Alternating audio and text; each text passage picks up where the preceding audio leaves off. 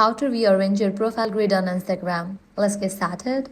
Launch your Instagram app and navigate to your profile page. Once you're over here, you're gonna find all of your posts. Now click on the option Edit Profile. Then select Edit Grid.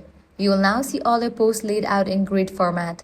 To rearrange them, simply drag and drop each post to a new position. This lets you redesign the entire look of your profile without deleting or reposting anything. If you change your mind while editing, just tap Undo in the top right corner to reverse the last step. Once you're happy with the new layout, tap the back arrow in the top left corner.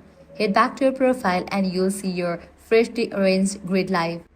And yes, you can come back and rearrange it again anytime you like. That's it, you have just customized your Instagram grid in just a few simple steps. If this guide helped you out, do not forget to like, share and subscribe. Thanks for watching.